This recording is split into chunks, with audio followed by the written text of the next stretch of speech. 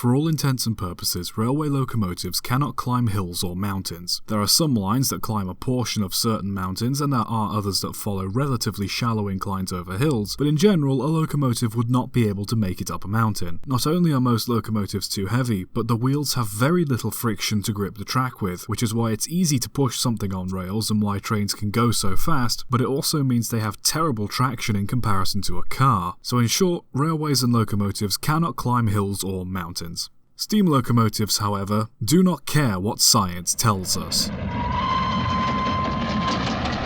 The Snowdon Mountain Railway is a 7.6 kilometre long railway that climbs the Snowdon Mountain, frequently running trains from the base of the mountain to the summit. It's the only rack and pinion railway in the UK, but there are many others like it around the world, such as Switzerland, Tasmania and America. The line was opened to the public in 1896 and has been operated almost every year since. Now you're probably thinking, how the hell does it do that? We've just established that trains can't go up hills. How has this black magic been allowed to continue for so long? Well, you'd be part right to think that. Most locomotives cannot climb steep gradients. The engines that run on the Snowdon Railway, however, have a trick up their sleeves: rack rails. In between the rails going all the way up the mountain is a stretch of track that has metal teeth fitted to it. The track and locomotives were designed and built in Switzerland and are fitted with gears in the centre of their axles which slot into the rack rails, allowing them to climb the steep gradients. But you can't just slap a cog onto an engine's axle and expect it to work. Other changes needed to be made to make a steam locomotive go uphill. The boiler has to be angled downwards, else all the water would flow to the back of the boiler and leave some of the heating tubes uncovered, decreasing the efficiency of the engine and possibly damaging the boiler. The cylinders are on backwards to help with the engine's gearing, the water gauges are mounted at the centre of the locomotive so the water level doesn't change with the gradient the engine is climbing, and the water tanks are divided into two sections, with a smaller water tank at the front holding water to cool the engine when running downhill. It's also important that they operate safely. On the Snowdon Railway, each engine only takes up one coach or truck at a time so the load isn't too heavy. The coaches are pushed up the mountain instead of pulled to avoid strain on couplings, the engines aren't coupled to the coaches unless they're shunting, the coaches have their own strong brakes, and the engines have automatic air brakes that apply themselves if the engine is going too fast. All these are thoroughly tested and maintained to ensure both the engine crew and passengers are safe. This, however, didn't always stop accidents. On its opening day in 1896, the Snowdon Railway dispatched 2 trains to the summit. On the first trip down, engine number 1, Ladass, was carrying 2 carriages when it lost grip of the track and ran out of control, derailing and falling down the mountain. Everyone survived apart from one man who died from blood loss after jumping from one of the speeding coaches. The second train on its way down collided with the stopped carriages, luckily without any fatalities. The locomotive was salvaged and used for spare parts, while the owners of the line purchased some new, lighter carriages. The line was then later reopened in September later that year. Despite this, the railway has always been an important part of the mountain, helping carry supplies up to the mountain summit when the Summit Cafe was being built and helping hikers and tourists see the view of the mountain. The line has also been used to save people's lives. In 2015, a Coast Guard helicopter was unable to reach the summit of the mountain due to winds reaching up to 70 miles an hour. A 17-year-old girl had collapsed from an asthma attack near the summit while sheltering from the gale. An engine was dispatched and managed to make its way to the top, bringing her to the foot of the mountain where she was rushed away via ambulance. So not only is the line still important to this day, but it's also another testament to the fact that, no matter what the terrain, someone will find a way for a railway to conquer it.